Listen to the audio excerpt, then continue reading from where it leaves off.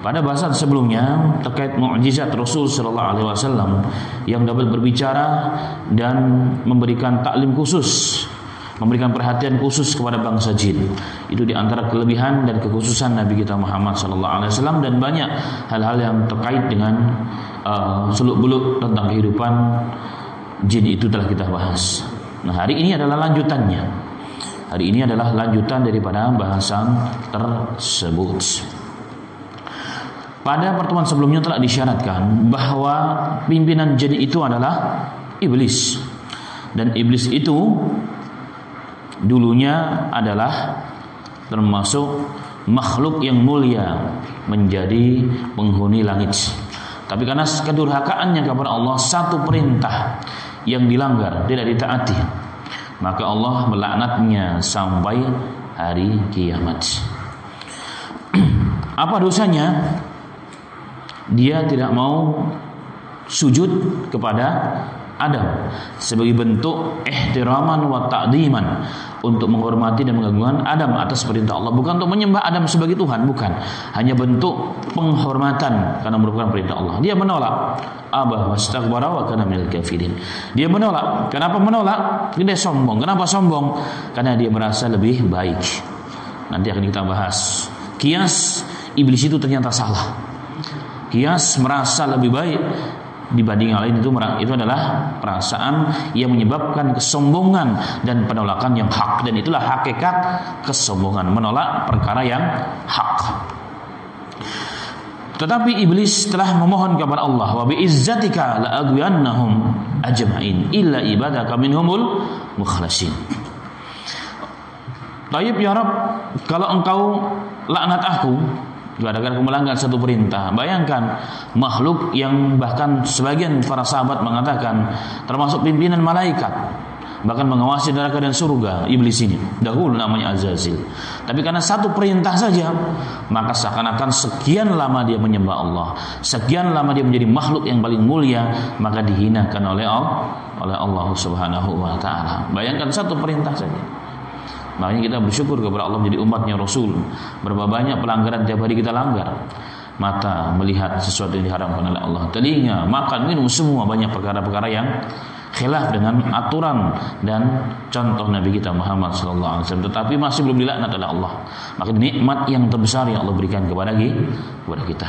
Nah, iblis, maka dia berjanji, fabi izzatik, maka dengan kemuliaanmu ya Rabb, la ughwiyannahum ajma'in, maka akan kusesatkan mereka, jadi keturunan Adam alaihi salatu wasalam, illa ibadaka minhumul mukhlasin, kecuali hamba-hamba dari keturunan Bani Adam yang ikhlas, yang tidak akan mampu tembus dengan godaanku.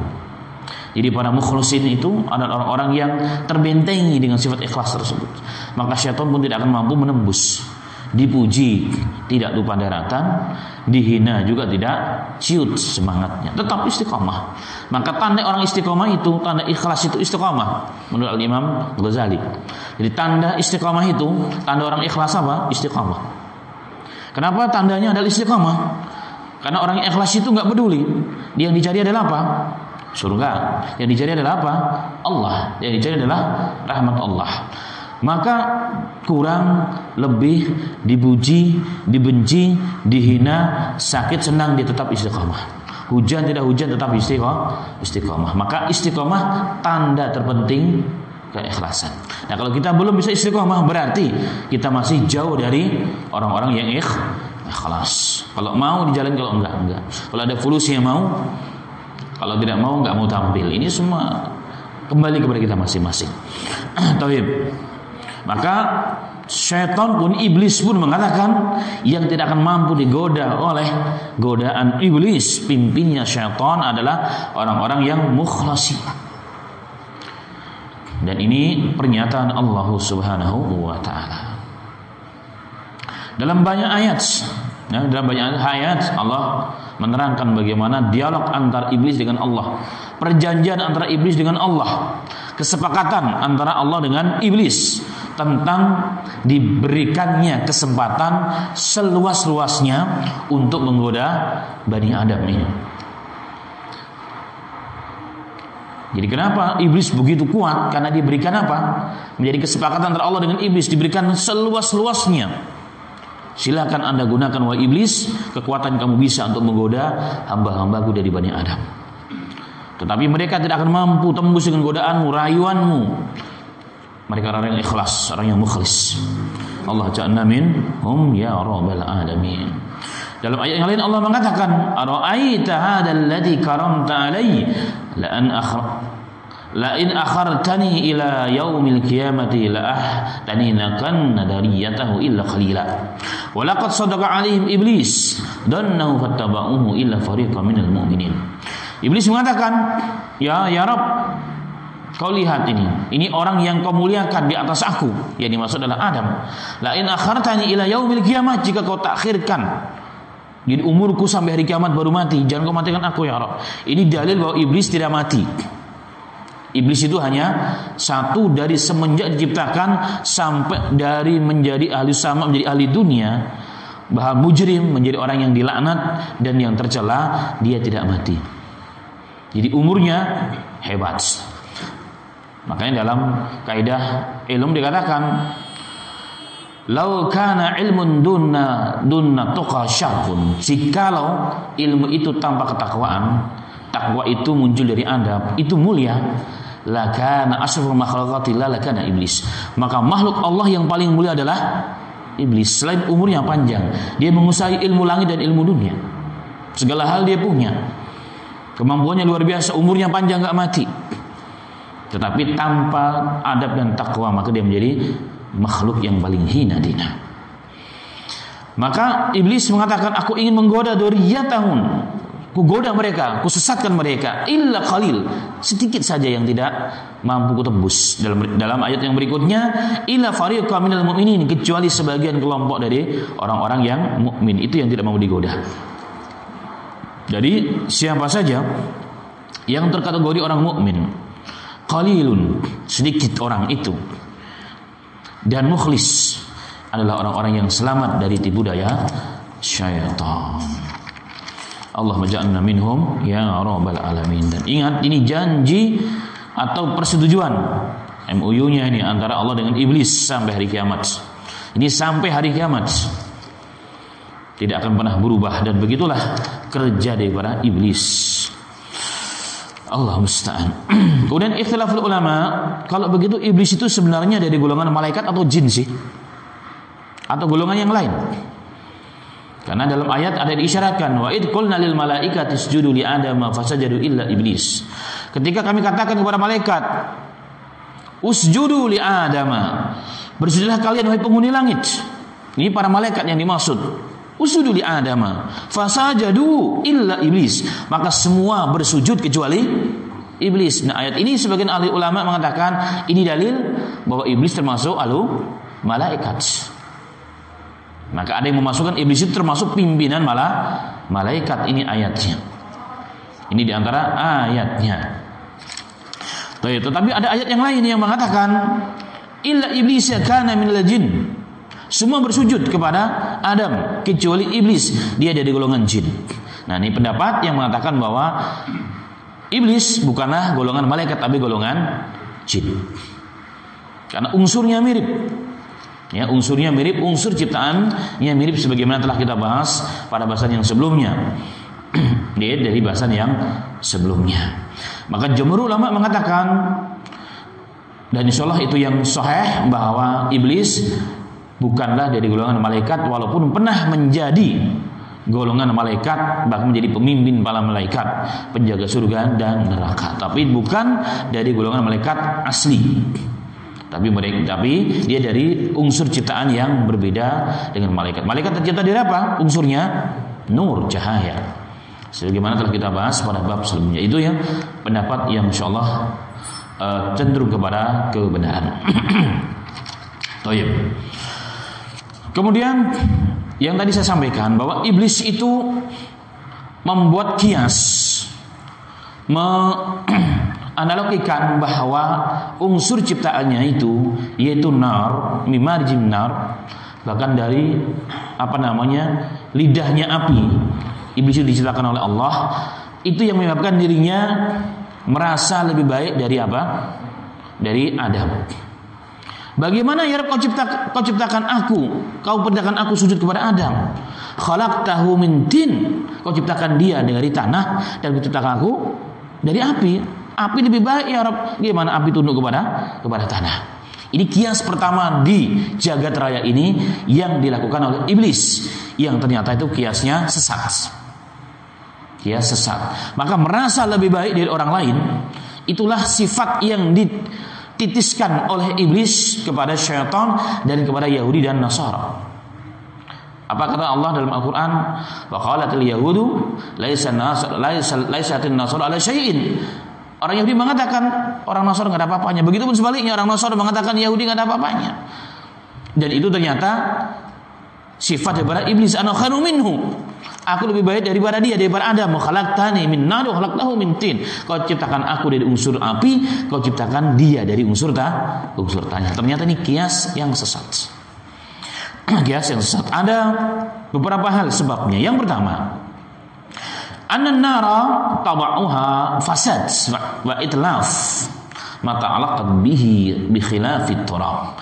Yang pertama, bahwa nar itu unsur ciptaan iblis itu lebih tidak baik, lebih rendah dibandingkan tanah. Kenapa? Sifat tabiat bawaan, sifat semula jadi yang Allah ciptakan, yang Allah berikan kepada api itu adalah merusak dan melenyapkan.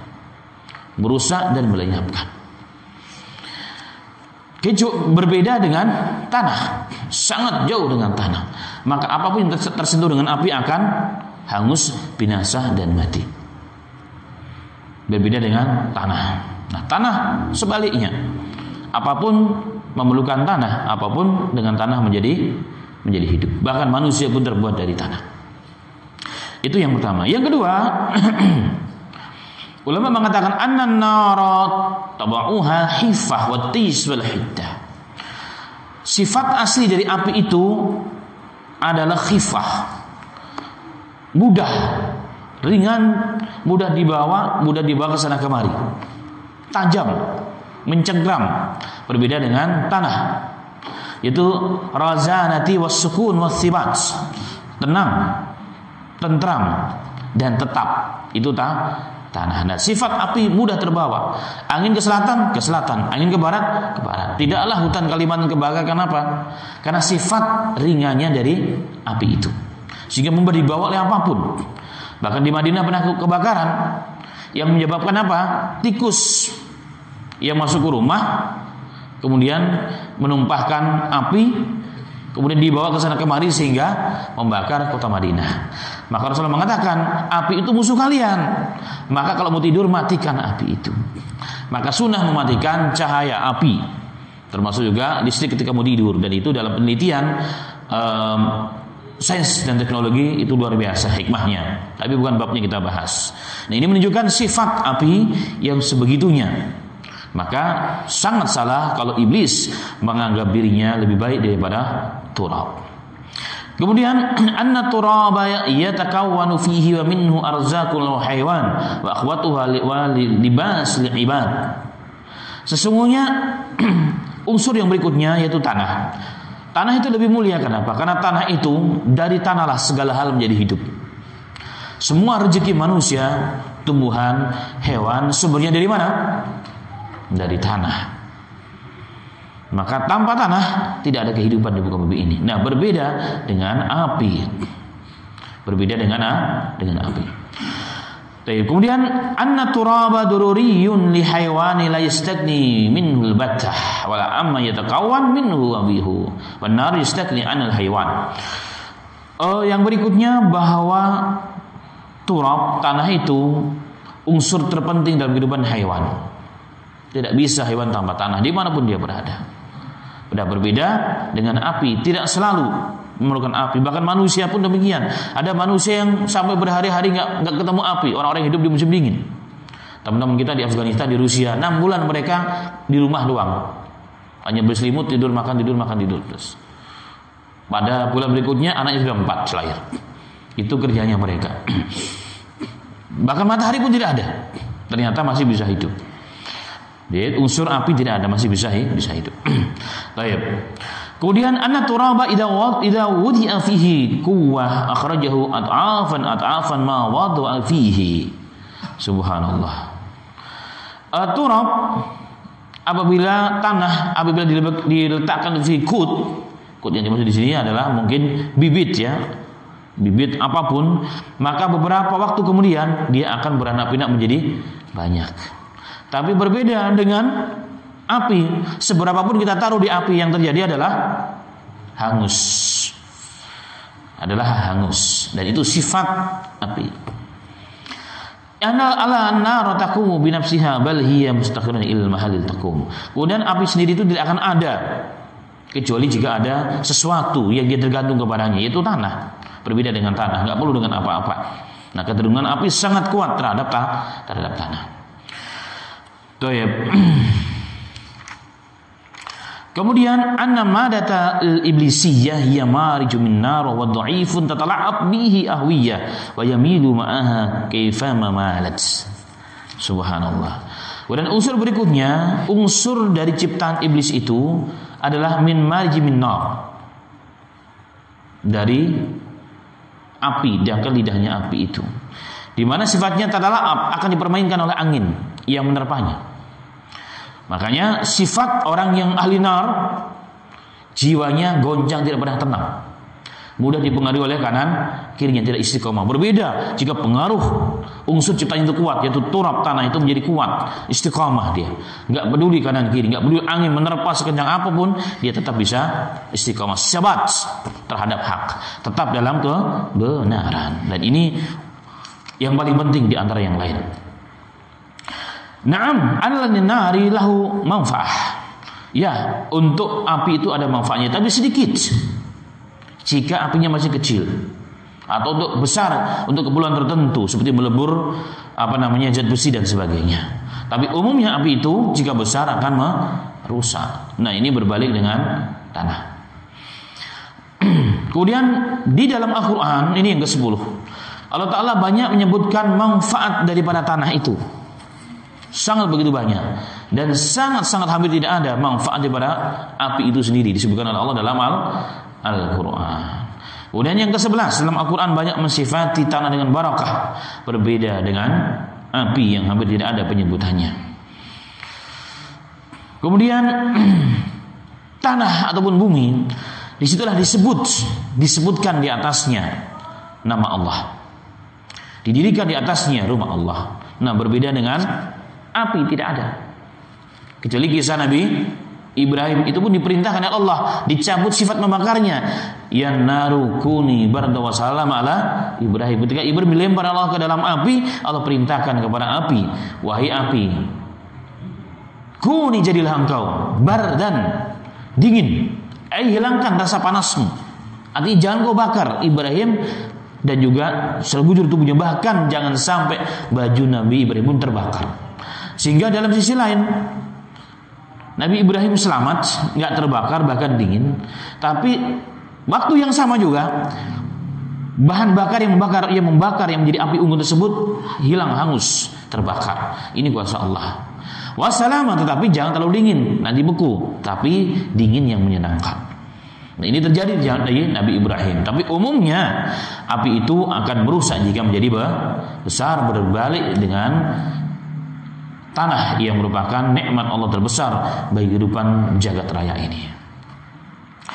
Kemudian yang ke-13, ulama mengatakan Allah meletakkan berbagai macam kekayaan alam di dalam api. Nah, ada ma'adin, di sana ada barang tambang, di atasnya di sana ada anhar, ada sungai, ada uyun mata air, ada buah-buahan, ada hewan, ada gunung dan seterusnya.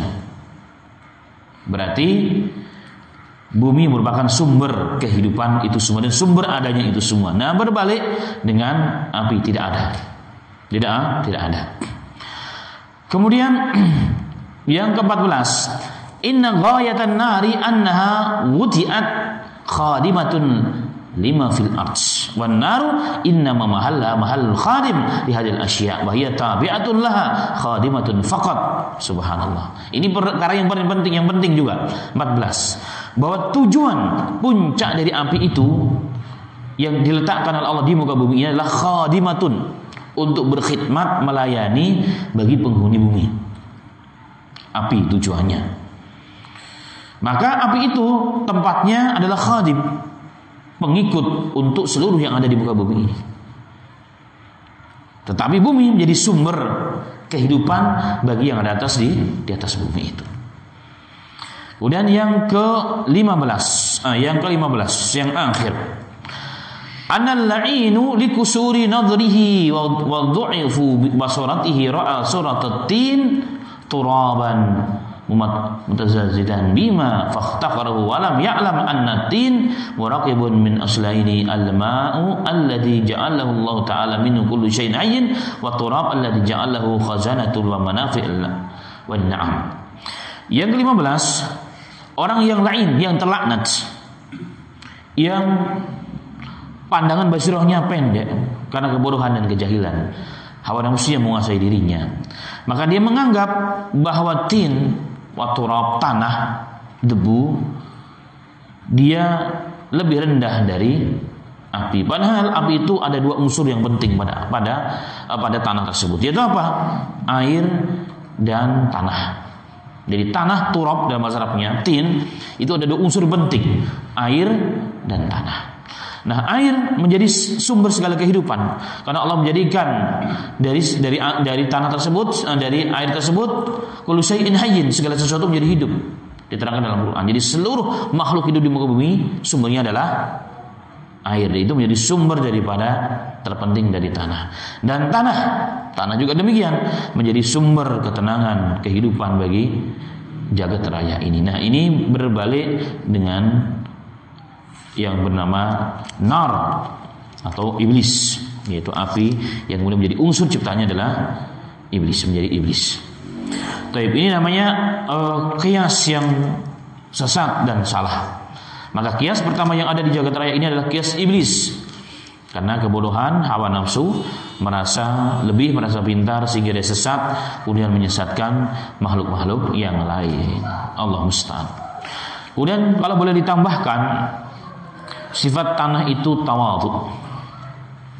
Dia tidak pernah muncul datar, kecuali pada gunung saja, sebagai lapisan yang membungkus bebatuan. Nah, berbeda dengan api. Api selalu di atas, selalu terbang sana kemari, kelihatan dan mengerikan.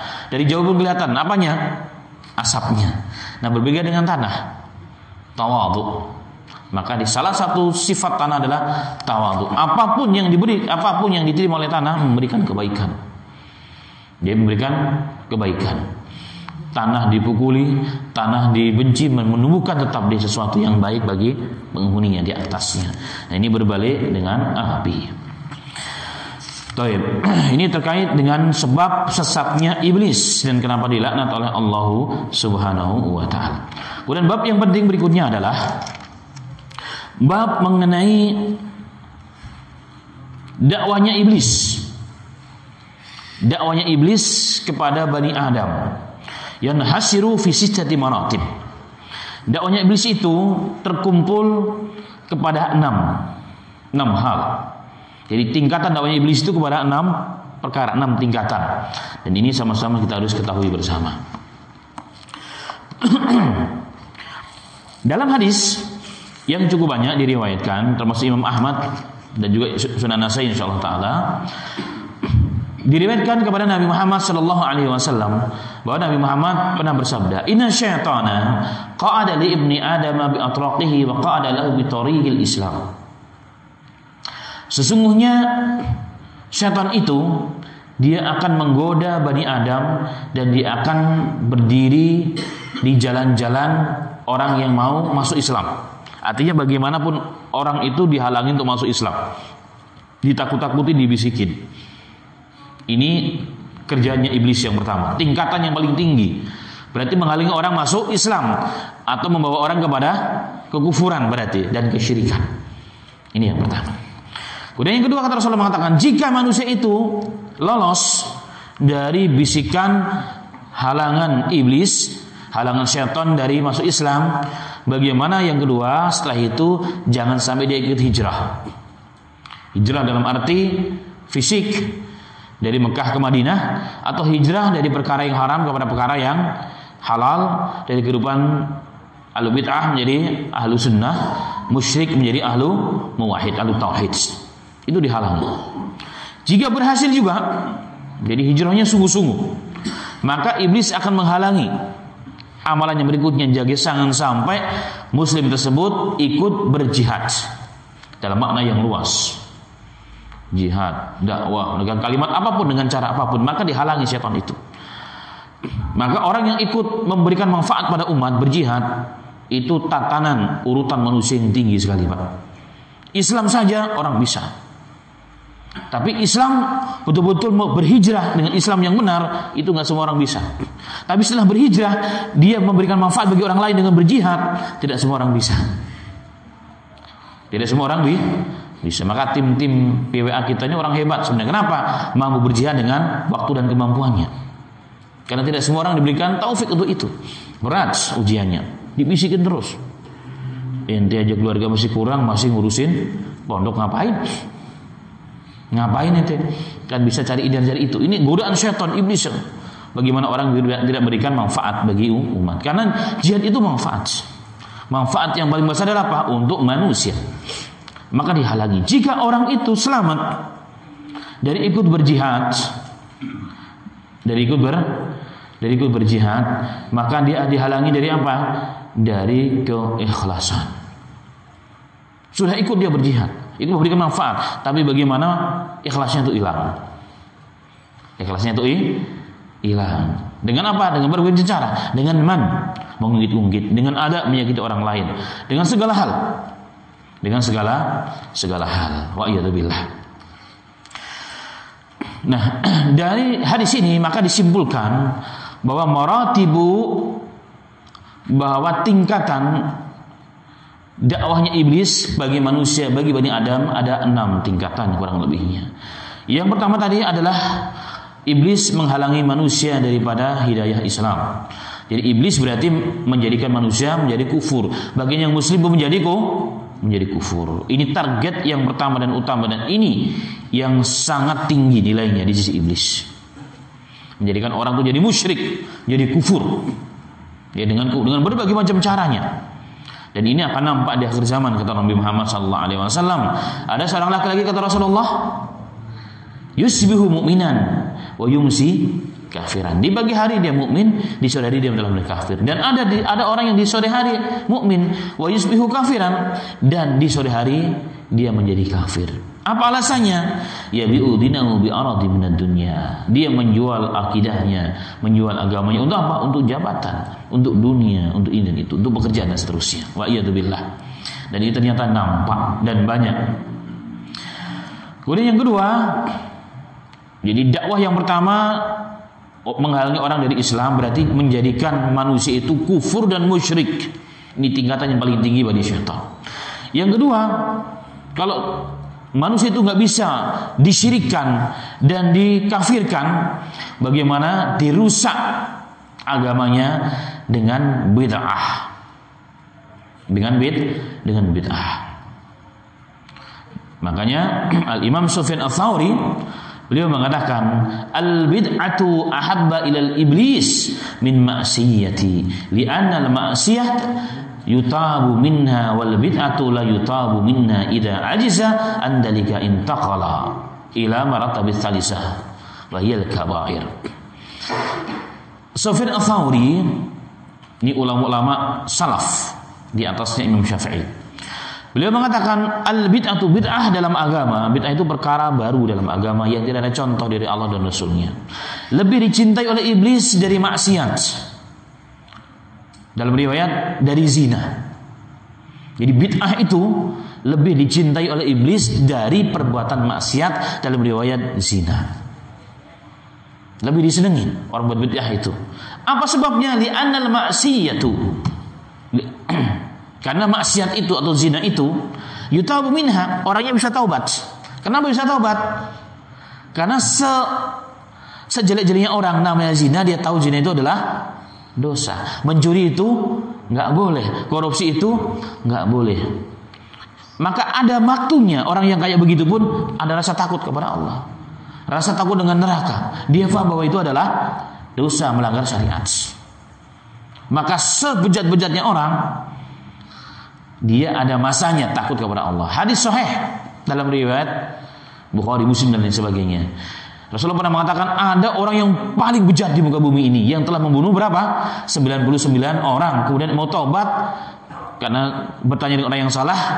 Dia bilang nggak ada kesempatan taubat, maka digenapkan menjadi 100. Tapi setelah itu dia balik lagi. Tapi muncul masanya, harinya, waktunya, dia kembali takut kepada Allah. Dia yakin bahwa perbuatannya ini dosa. Maka apa yang terakhir yang terjadi? Membawanya perasaan tersebut kepada taubat. Nah, tapi tidak bagi ahli bid'ah, kata beliau.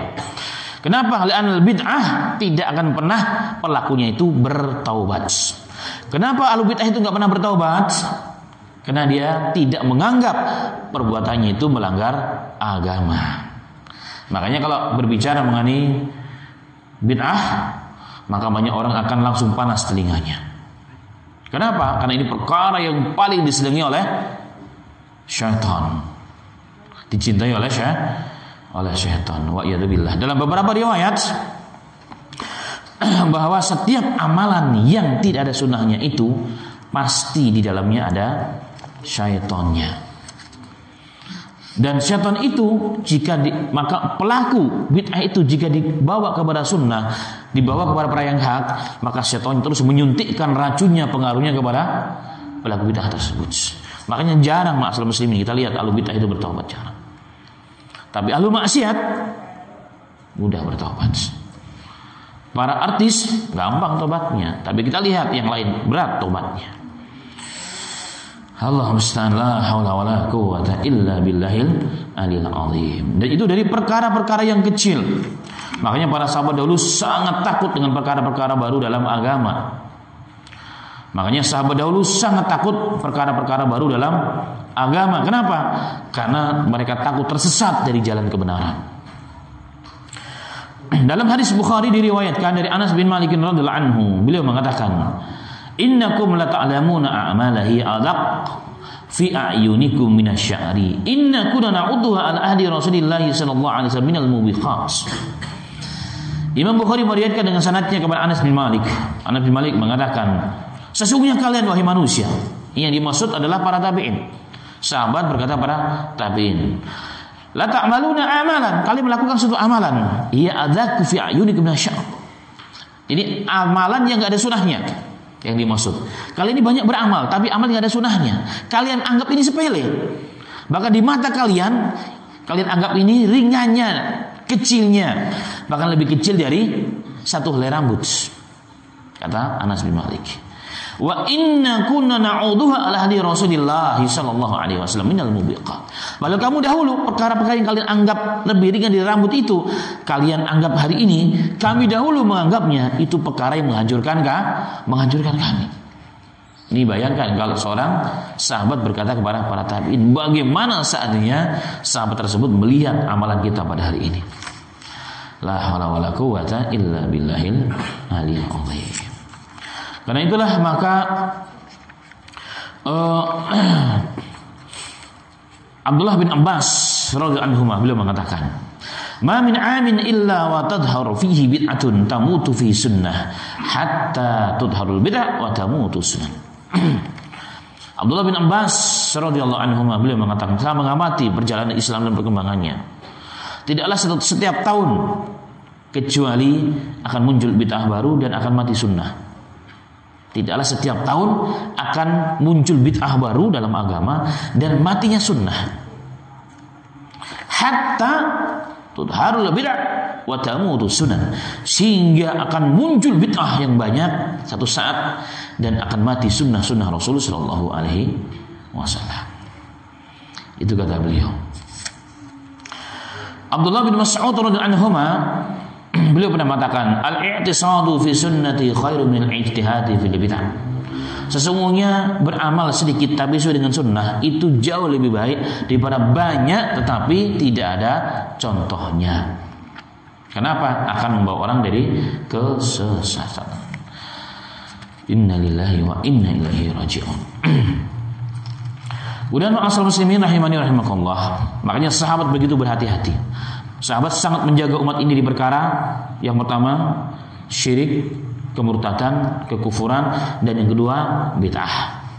Di zaman Umar bin Khattab radhiyallahu anhu dalam riwayat yang sahih kepada beliau, ketika beliau memimpin haji, beristirahatlah mereka di luar kota Mekah, dan kebetulan tempat perjalanan mereka dekat pohon yang pernah digunakan untuk berbaiat antara sahabat kepada Rasul sallallahu alaihi wasallam, baiat mati atas Utsman bin Affan. Jadi ketika mereka mau umrah, maka sebelum masuk ke Mekah diutuslah Utsman bin Affan. Utsman bin Affan itu diperintahkan Rasul, ayo Utsman, kamu di sana sekian-sekian lama, habis itu balik. Kalau sampai waktu yang kami telah tentukan kamu belum pulang, berarti menganggap kamu telah mati. Nah ternyata sampai waktu detik terakhir kesepakatan antara Rasul dengan Utsman belum datang, sehingga Rasul mengatakan Rasul nggak tahu yang gaib. Maka Rasul menganggap bahwa Utsman telah dibunuh oleh orang-orang Mekah. Sehingga apa yang terjadi? Rasul membaiat seluruh sahabat. Rasul membaiat para sahabat yang jumlah mereka kurang lebih 1.400 sahabat dibaiat oleh oleh Rasul sallallahu alaihi wasallam. Dan hal itu pun telah diterangkan dalam Al-Qur'an surat Al-Fatah. Laqad radhiyallahu 'anil mu'minina id yubayyi'unaka tahta syajarah. Allah telah ridho kepada seluruh orang mukmin yang telah membaiatmu wahai Muhammad di bawah pohon. Itulah namanya pohon Ridwan, baiat Ridwan. Dan Rasulullah mengatakan dalam hadis yang sahih bahwa la yadkhulun nara ahada mimman taba'a mimman bai'a tahta syajarah. Tidak seorang pun yang masuk neraka barang siapa yang telah berbaiat di bawah pohon itu, kata Rasul. Hadis sahih riwayat Tirmidzi, disahihkan juga oleh Syalbani rahmatullahi alaihi. Nah, di bawah pohon itu lah sahabat berbaiat mati terhadap Utsman kepada Rasul sallallahu alaihi wasallam, dan mereka semua jumlahnya 1.400 orang dan mereka dijamin surga. Qur'annya ada, hadisnya ada. Nah, kembali pada kisah Umar. Ketika Umar beristirahat, ditengok kanan kirinya, loh, para sahabatku, para mukminin kok tidak ada pada kemana? Mereka diberitahu bahwa mereka pada datang ke pohon itu. Mereka mendatangi pohon yang bersejarah tersebut. Bukti sejarah itu masih ada. Dilihat untuk mengenang peristiwa dahulu, atau orang yang nggak ikut mengenang, oh ini tempatnya dulu. Namanya tapak nalas, apa namanya? Tapak tilas kalau bahasa sekarang. Tapak tilas. Oh ini pohonnya. Oh kayak begini ternyata. Mereka tidak sholat di situ, sholat juga enggak. Apalagi boro-boro doa di situ. Boro-boro minta kepada pohon itu, enggak ada sama sekali. Enggak menganggap bahwa pohon itu ada barokahnya. Tempat itu ada barokahnya, enggak ada. Itu enggak ada dalam diri sahabat dan para tabi'in. Tapi apa yang terjadi? Apa yang dilakukan oleh Umar bin Khattab radhiyallahu anhu? Umar memerintahkan pohon itu ditebang. Diperintahkan untuk ditebang saja. Kenapa? Karena beliau menjaga umat ini. Sekarang mungkin mereka tidak sholat di situ, tapi akan datang masanya orang akan sholat di situ. Sekarang mereka tidak menganggap pohon itu barokah, tapi akan datang masanya mereka menganggap tempat itu barokah. Paling tidak ada dalilnya hal tersebut. Kebarokahan itu harus ada dalilnya. Mereka mungkin sekarang belum minta kepada pohon itu, tapi akan datang waktunya nanti mereka akan minta kepada pohon itu atau penghuni pohon itu. Maka Umar bin Khattab dikat, saddu dara'i, ditutup kemungkinan orang itu menggunakan tempat tersebut untuk berbuat yang tidak baik kepada Allah. Dan ini bentuk penjagaan sahabat terhadap perkara-perkara bid'ah dan syirik agar tidak terjadi pada umat ini, pada umat manusia. Dan itulah ma'asal muslimin rahimani wa rahimakumullah. Ini perkara yang sangat penting yang memang harus kita jaga sampai hari ini. Dan ingat perkataan Sufyan Ats-Tsauri juga ya, terkait mengenai perkara yang sangat penting ini. Beliau mengatakan bahwa perkara-perkara yang bid'ah itu, terkadang diliputi dengan perkara-perkara yang mudah menyentuh hati manusia. Dengan apa caranya? Kalimat-kalimat yang indah, kalimat-kalimat yang mudah untuk dicerna, yang akan membuat hati itu menjadi lembut, kemudian meneteskan air mata, ditambah lagi dengan tangisan-tangisan yang Masya Allah, sehingga orang menganggap dia wali Allah, menganggap dia orang yang mustajab doa. Tapi apa kata beliau?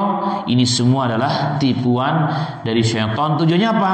Liyustadu bih, agar dia dapat menjaring mangsa sebanyak-banyaknya. Padahal yang diamalkan perkara yang tidak ada sunnahnya dari Nabi Muhammad SAW. Ini kalimat Imam Auza'i sendiri mengatakan, balagani anna man ibtada'a bid'atan khalahu syaitan wal ibadah wa alqa alaihi khusyu' wal buka likay yustadu bih. Tidaklah telah sampai berita kepadaku, Imam Auza'i, ini sejaman hampir dengan Imam Sufyan Ats-Tsauri, telah sampai kabar kepadaku, berita, barang siapa yang melakukan bid'ah dalam agama, maka akan syaitan akan datang kepadanya dan dalam ibadahnya, dan akan diberikan rasa khusyuk dan tangisan yang luar biasa. Tujuannya apa? Liyustadu bih, agar dapat menjaring manusia sebanyak-banyaknya ikut dalam kesesatan. Maka ketika ada orang yang bertanya kepada siapapun yang memberikan amalan kepada kita, apa dalilnya bang? Apa dalilnya? Apa hadisnya bang? Kalau zaman dulu orang marah, agama itu bukan ditanyakan dalilnya tapi diamalkan katanya. Saya pernah juga mendengar ada seorang syekh ditanya, bukan syekh sebenarnya, tapi dianggap ustadz lah, ditanya, ustadz, amalan begini apa dalilnya? Antum ini kerjanya nanya dalil terus. Islam itu diamalkan, bukan ditanya dalilnya. Itu salah. Kalau saya menganggap orang bertanya apa hadisnya, sahih ataupun dhaif hadisnya, mana dalilnya, itu tanda dia peduli dengan agama. Dia itu mulai sadar bahwa agama itu, bahwa ibadah itu harus dengan dalil. Bukan malah dikatakan ente banyak nanya tapi mana amalnya. Oh, ilmu itu beda. Ilmu itu ada dua hal. Ilmu dan amal itu dua hal yang berbeda. Dua hal yang berbeda. Dan dua-duanya sangat penting untuk diketahui dan diamalkan. Maka agar tidak terjerat kepada perkara tersebut, maka tidak lain dan tidak bukan harus berilmu dengan ilmu yang benar. Maka kita akan terlepas daripada perkara yang bid'ah, yang merupakan tingkatan nomor 2 setelah kesyirikan dan kufuran kepada Allah Ta'ala, jeratan daripada iblis dan syaitan. Kemudian tingkatan yang berikutnya yang merupakan dakwah daripada iblis. Jika orang selamat dari kekufuran dan syirik dan juga bid'ah, maka akan diarahkan kepada dosa-dosa kabirah. Jadi dosa-dosa besar dengan segala jenis dan bentuknya itu adalah kerja dan dakwahnya daripada iblis. Berarti dosa-dosa bid'ah, khurafat, syirik itu jauh lebih besar dari dosa-dosa besar. Dosa besar apa diantaranya? Meninggalkan sholat, uququ walidain, kemudian berbuat durhaka kepada kedua orang tua, kemudian makan riba, sihir, apalagi berzina, jadi tukang gambar makhluk hidup, itu dosa besar. Rasulullah mengatakan, ama alimti annal malaikata la tadkhulu baitan fihi suratun wa anna man sana'a surata yu'adzibu yaumal qiyamati yaqul ahyu ma khalaqtum. Rasulullah pernah mengatakan, wahai Aisyah, apakah engkau tidak tahu bahwa malaikat itu tidak akan masuk ke rumah seseorang? Yang dimaksud malaikat rahmat. Kalau malaikat pencatat, dimanapun dia berada dicatat. Tapi malaikat rahmat yang membawa rahmat kepada rumah orang, tidak akan pernah masuk rumah yang di dalamnya ada gambar makhluk hidup. Ada gambar makhluk hidup. Termasuk juga ada patung-patung tamazil, patung makhluk hidup. Patung apa saja, makhluk hidup yang bernyawa. Yang bernyawa itu siapa? Manusia dan hewan. Wa anna man sana'a surata, dan barang siapa yang melakukan itu, yang membuat gambar itu, gambar makhluk hidup, patung makhluk hidup, yu'adzibu yaumal qiyamah, dia akan diazab oleh Allah Subhanahu wa taala, dan dikatakan kepadanya, ahyu, hidupkanlah ma khalaqtum, apa yang telah kau ciptakan. Maka perintah Allah kepada orang yang suka menggambar dan membuat patung itu disuruh niupkan roh, itu azab, pelecehan kepada mereka, karena nggak akan ada yang mampu menghidupkan sesuatu kecuali Allah Subhanahu wa taala. Dan ini dalil bahwa tukang gambar, tukang pahat patung itu pelaku dosa besar. Termasuk juga memelihara anjing, termasuk dosa besar. Dosa besar, memelihara anjing itu dosa besar. Anjing apapun bentuknya, baik anjing yang besar, yang kecil, atau yang kelihatan cakep cantik, anjing ya anjing. Najisnya mughaladah, sama saja. Sama saja. Dan yang memelihara anjing juga tidak akan didatangi oleh malaikat rahmat. Menjauh malaikat rahmat ke rumah tersebut. Menjauh. Bahkan gak cuma itu. Orang pemelihara anjing yang tidak ada alasan syar'i, maka dia akan dikurangi pahalanya setiap hari 2 qirat. Satu qiratnya sebesar gunung yang paling besar di zaman Rasul, yaitu Gunung Uhud. Bagaimana kalau 2? Ya, kalau kita bertambah tiap hari pahalanya, kalau enggak, yang ada dosa dan dosa dan dosa. Belum lagi ditambah dengan najisnya. Mughaladah. Najis mughaladah yang merupakan syarat untuk sahnya ibadah kita. Sekali dihendus oleh anjing, cara membersihkannya bukan dengan sabun sekali, 7 atau 8 kali. Salah satunya harus dengan tanah. Belum lagi efek negatif, karena liur anjing itu membawa berbagai macam bakteri dan penyakit yang luar biasa yang hari ini kita lihat. Dan itu tasabuh dengan orang-orang Eropa dan orang Amerika, karena mereka menempatkan hewan anjing itu pada peringkat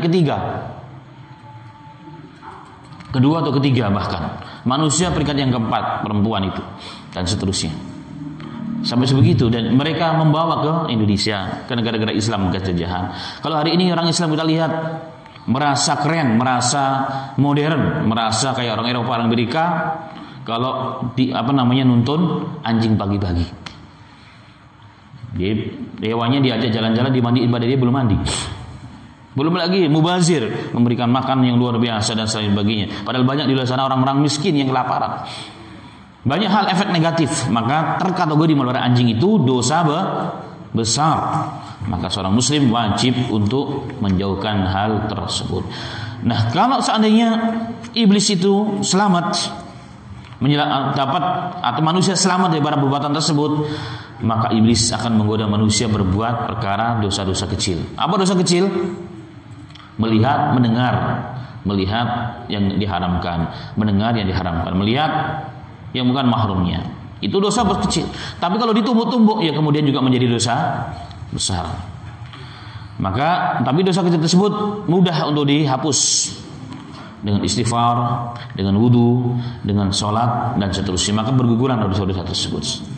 Sebagaimana sabda Rasul, ketika orang berwudu, maka dari mukanya berjudullah dosa, dari tangannya keluarlah dosa, bagi dari tetesan terakhir akan keluar dosa di para orang tersebut. Baik, kalau orang selamat juga dari dosa-dosa kecil, ini orangnya sangat wara, orangnya sangat luar biasa. Setan masih belum putus asa, disibukkan dia dengan apa? Istighalu bil mubahat, dengan perkara yang mubah. Ada perkara yang sunnah, tapi disibukkan dengan perkara yang mubah. Itu contoh, habis azan disunahkan sholat 2 rakaat atau doa atau dengan taklid, tapi dia duduk nongkrong, zikir enggak, baca Quran enggak, ngapain enggak, cuma bengong, namanya mubahat.